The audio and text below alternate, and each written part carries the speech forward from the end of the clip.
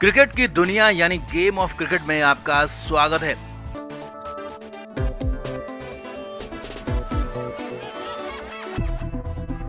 भारत और वेस्टइंडीज के बीच खेला गया तीसरा वनडे मुकाबला बेहद शानदार रहा और बारिश से प्रभावित इस मैच में टीम इंडिया ने धमाकेदार अंदाज में जीत दर्ज कर ली और ये जीत भारत के लिए सबसे बड़ी रही, ऐतिहासिक रही। जी हां, टीम इंडिया को 119 रन से वनडे मैच में सबसे बड़ी जीत मिली। अब इस जीत में सिराज और चहल ने चमत्कार कर दिया और दूसरे ओवर को टर्निंग पॉइंट बना दिया। तो वहीं शुभमन गिल अपने करियर की मैच की सीरीज की सबसे बड़ी पारी खेलने के बाद भी नाराज हो गए। वहीं मैच में ट्रॉफी लेने के बाद आए गब्बर ने बहुत कुछ कह दिया, जीत पर, टर्निंग पॉइंट पर, गिल पर, चहल पर। तो बताते हैं आपको बारिश से प्रभावित मैच और डकवर्थ लुइस की किताब के बीच कैसा रहा मैच का रोमांच, कैसे मिली जीत और क्या क्या रहे टर्निंग पॉइंट। आप भी इस वीडियो को शेयर करें और कमेंट करके अपनी राय जरूर दें। तो अब तक के क्रिकेट इतिहास में भारत ने वेस्टइंडीज जाकर कैरेबियन टीम का क्लीन स्वीप वनडे मैचों में कभी किया नहीं था, मगर 39 साल में पहली बार हो गया है। जी हां, भारत ने वेस्टइंडीज में वनडे सीरीज तो जीती लेकिन पहली बार क्लीन स्वीप भी कर लिया।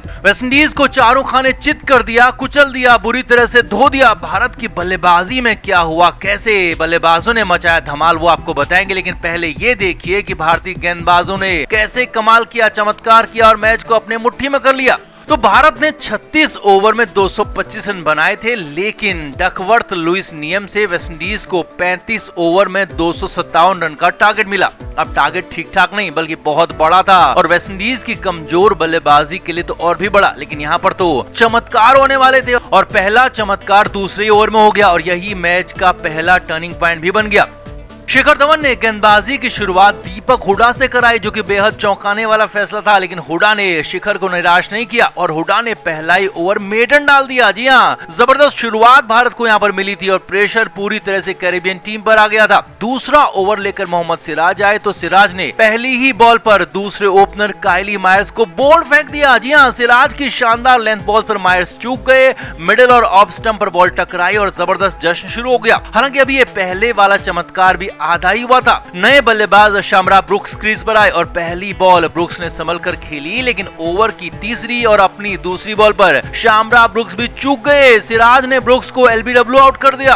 अब तो तहलका मच चुका था। वेस्टइंडीज के दो इनफॉर्म और ताबड़तोड़ बल्लेबाजी करने वाले बैट्समैन आउट हो चुके थे। वेस्टइंडीज टीम गहरे सदमे में थी और यहीं पर से मैच ने मोड़ ले लिया और यही ओवर पहला टर्निंग पॉइंट भी बन गया, क्योंकि इसके बाद वेस्टइंडीज की टीम संभल नहीं पाई। हालांकि अभी चहल का चमत्कार बाकी था।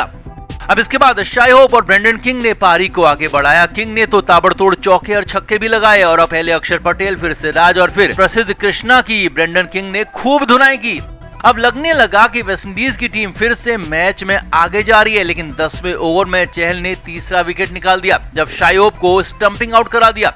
लेकिन अभी तो असली वाला चमत्कार बाकी था, क्योंकि पूरन और किंग क्रीज पर थे। दोनों ही ताबड़तोड़ बल्लेबाजी कर रहे थे और अभी भी मैच को पलटने का मादा रखते थे और मैच को पलट भी रहे थे। लेकिन इसके बाद चहल ने ऐसी बेहतरीन बॉलिंग की कि रन ही नहीं बनने दिए। जी हां, बाकी गेंदबाज रन दे रहे थे लेकिन चहल ने रनों का बांध लगा दिया। सिंगल लेना तक चहल की बॉल पर मुश्किल हो गया और जबरदस्त प्रेशर वेस्टइंडीज की टीम पर आ गया। अब इसका नतीजा ये हुआ कि पहले अक्षर पटेल ने किंग को आउट किया तो फिर प्रसिद्ध कृष्णा ने पूरन को चलता किया और वेस्टइंडीज को जबरदस्त प्रेशर में धकेल दिया और फाइनल काम तमाम खुद युजवेंद्र चहल ने 26वें ओवर में किया। यहाँ पर लगातार 2 विकेट ले डाले। जी हां, जो काम दूसरे ओवर में हुआ वैसा ही कुछ काम और काम तमाम 26वें ओवर में चहल ने भी किया। चहल ने ओवर की दूसरी बॉल पर पहले हिडन वॉल्श को स्लिप में आउट कराया और मैच को भारत के शिकंजे में पूरी तरह से डाल दिया। तो वहीं उसके बाद ओवर की आखिरी बॉल पर जेडन सील्स को ढेर कर दिया। शुभमन गिल ने शानदार कैच पकड़ा और चहल की फिरकी का जादू यहाँ पर भी चल गया। टीम इंडिया ने मैच के साथ साथ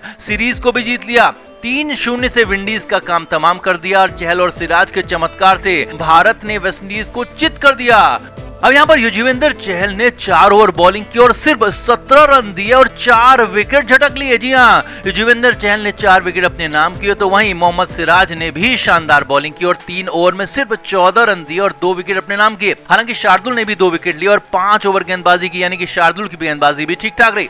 अब इससे पहले बल्लेबाजी में भी धमाल हुआ था, जहां शुभमन गिल नाराज हो गए। जी हां, टॉस जीतकर कप्तान शिखर धवन ने पहले बल्लेबाजी चुनी। हालांकि बारिश की संभावना मैच में थी, लेकिन मैच तय समय पर ही शुरू हुआ। धवन और गिल ने टीम को सदी हुई शुरुआत दी और दोनों ने मिलकर हर गेंदबाज पर रन बनाए। पहले शिखर ने अपना अर्धशतक पूरा किया और फिर गिल ने, और एक बार फिर 113 रन की पार्टनरशिप दोनों ने की, जब शिखर 58 रन पर आउट हो गए। अब जैसे ही धवन आउट हुए तो कुछ देर में बारिश आ गई, खेल को रोक दिया। अब जब दोबारा खेल शुरू हुआ तो मैच को 50 ओवर से घटाकर 40 ओवर का कर लिया। अब यहाँ पर श्रेयस अय्यर, गिल ने पारी को आगे बढ़ाया, लेकिन इस बीच श्रेयस अय्यर 44 रन बनाकर आउट हो गए, तो वहीं सूर्या भी फेल हो गए। सिर्फ 8 रन ही सूर्य कुमार यादव बना पाए और इस सीरीज में एक बार फिर से फेल हो गए। लेकिन गिल खेलते रहे, चलते रहे, चौके छक्के उड़ाते रहे और 36 ओवर के बाद एक बार फिर से बारिश आ गई। तब शुभमन गिल 98 रन पर नॉट आउट थे और बाद में यहीं पर भारत की पारी समाप्त कर दी गई। अब गिल का पहला शतक चूक गया था। जी हां, गिल को लग रहा था कि एक ओवर कम से कम मिलेगा। मैच के बाद गिल ने यह बात कही भी कि एक ओवर और मिल जाता तो वो शतक बना लेते,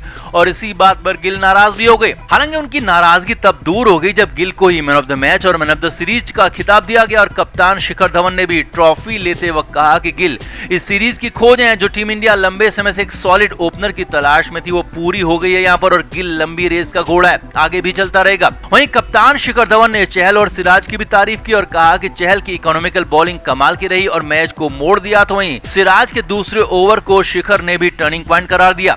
तो कुल मिलाकर चहल और सिराज के चमत्कार से, गिल की धुआंधार और बड़ी पारी से भारत ने वेस्टइंडीज को हरा दिया, इतिहास रच दिया। तो आपका इस जीत पर, इस खेल पर क्या कहना है, कमेंट करके आप भी जरूर बताएं। वीडियो को शेयर भी करें।